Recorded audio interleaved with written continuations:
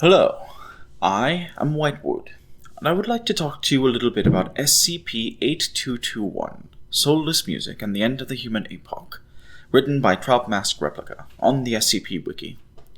I'm not going to read the whole thing here. Site 42 has a reading of it on his channel, and besides that, it's only 275 words, barely half a page. You can read that, surely.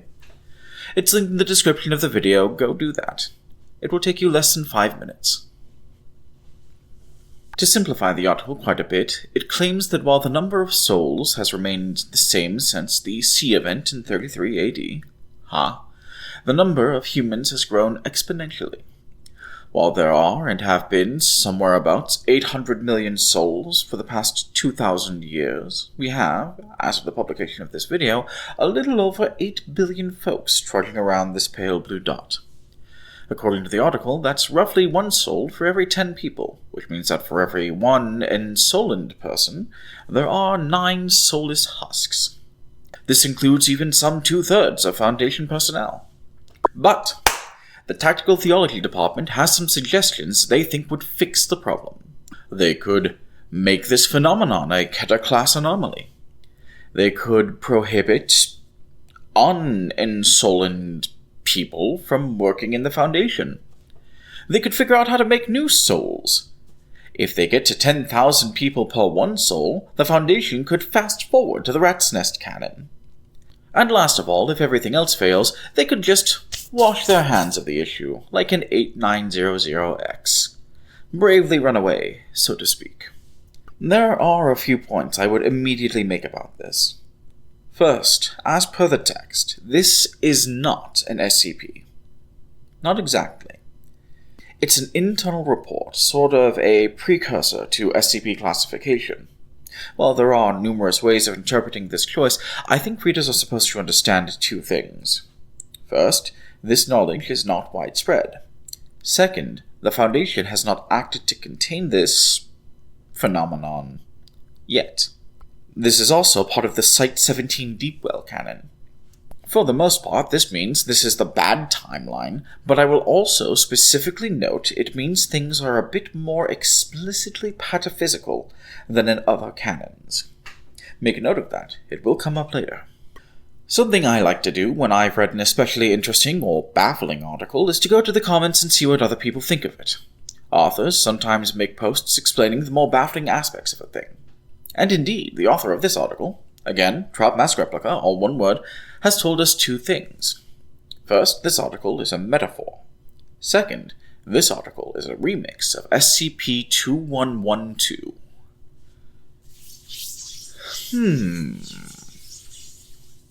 SCP-2112 and the Meek Shall Inherit the Earth, written by Smappy on the SCP Wiki. 2112 is a series of releases of Rush's Caress of Steel that makes people want to form Rush tribute bands. People who hear these tribute bands also want to make their own Rush tribute bands, and so on and so forth until every national anthem is replaced with Bastille Day, and every living soul knows how to perform the minute-long drum solo from Diadex and Narpets.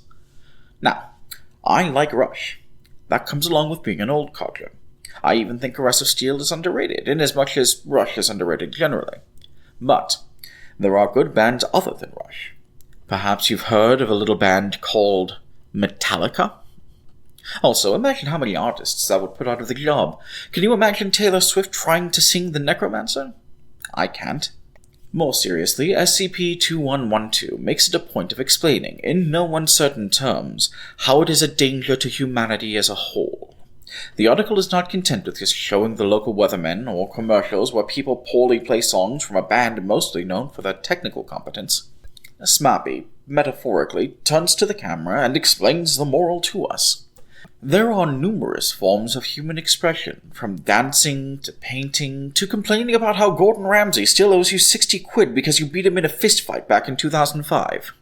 That's 60 quid in 2005 pound, not post-Brexit mid-apocalypse 2025 pound. 2112 poses an active threat to all those forms of human expression. Gordon Ramsay isn't even mentioned in any Rush songs. I jest a bit, but 2112 is something clearly written from a place of love. Rush is a great band, but as I said before, there are other great bands. There are other great books.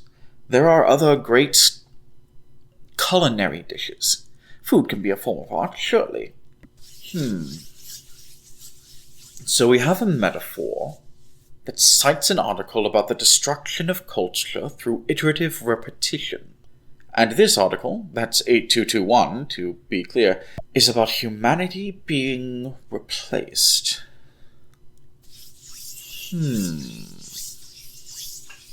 There is a musical project I've heard of recently called Breaking Rust. Two things make it noteworthy. Less importantly, much less importantly, one of its songs, Walk My Walk, topped specifically Billboard's country sales chart. It did that by completing at least 3,000 digital sales. For perspective, Caress of Steel sold 40,000 copies and is considered Russia's most commercially disastrous album. Standards for what constitutes success in music have been dramatically lowered, is what I'm getting at. The more noteworthy thing is that Breaking Rust is an AI-generated music project.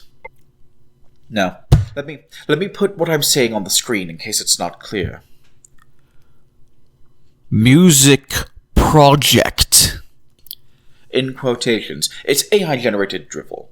Even being ostensibly the best AI drivel the contemporary AI generation software has to offer, it is still AI-generated drivel. It is also indicative of a trend. The music platform Deezer claims that as many as a third of all uploads to their platform are AI-generated. This isn't just a problem on their platform. AI-generated videos and images are choking YouTube and Facebook and other similar sites. It's a problem on the SCP website as well, one that moderators on the site have to deal with frequently. And consequently, they will complain about it frequently. As I mentioned in the discussion of SCP-8221, I would not be surprised if the ratio of human writers submitting daily to AI-written articles submitted daily was 5-1. A great deal of conversation has been had about the SCP Foundation's policy regarding AI. The policy can and has been called hostile to the concept. As it happens, I agree with this policy. Human expression relies on human input. Removing the human capacity from those endeavors inherently makes them lesser. Think of artificial call center voices, how uncanny they seem. AI-generated content can vaguely imitate extant human projects, but cannot truly come up with things on their own. They do not have their own experiences, not in any meaningful sense, and even if they did, they lack the capacity to interpret those experiences. I mentioned before that there may be a pataphysical aspect to this.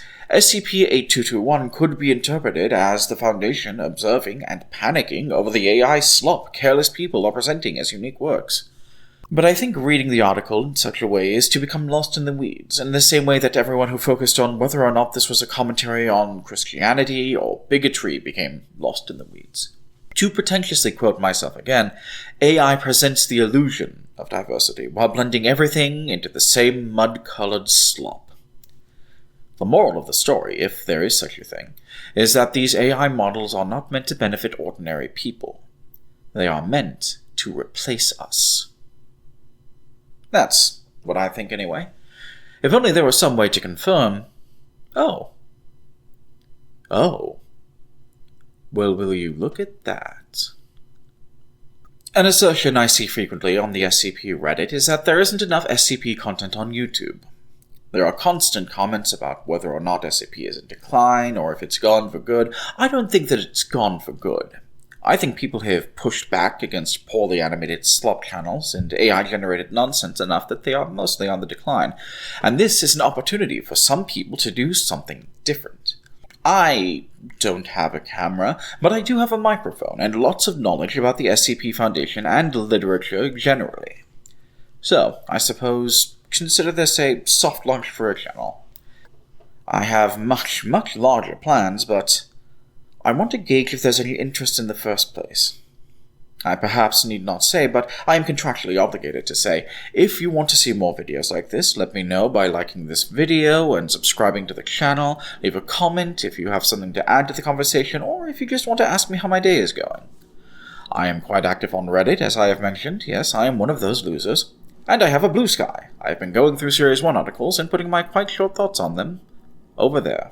I will probably be posting another video at this same time next week. And I'm thinking my next little one of these will be about SCP-2000 and how the Foundation isn't actually in control of it. Hope to see you there. A minor thing I will note here at the end, think of this as a postscript, going over all of this has left a bad taste in my mouth regarding claims that modern articles are too long or too complicated. Not just because that's not necessarily true, but because the Series 1 style of article that some obnoxiously loud people seem to be clamoring for may be quite simple to replicate. I could not imagine an AI writing something as emotional or poignant as the Birch Knight in the Game of Three Chestnuts or Ocheron. But could AI, modern AI, not 2000 to 2009 to 2011 AI, could AI have made Rubik's Cube, that is SCP-90? Could it have made the radio, SCP-185? Could it have made raindrops, SCP-749? I will not insult the authors of these works by simply answering in the affirmative. These are not bad articles, at worst they are mediocre. But I will say that these earlier articles, those much simpler articles, are much easier to imitate. And it is reassuring that the majority of articles in Classicon avoided that foible entirely. Also, for the record, I did use almost 300 words to describe a 275-word article. To think some people have accused me of prattling.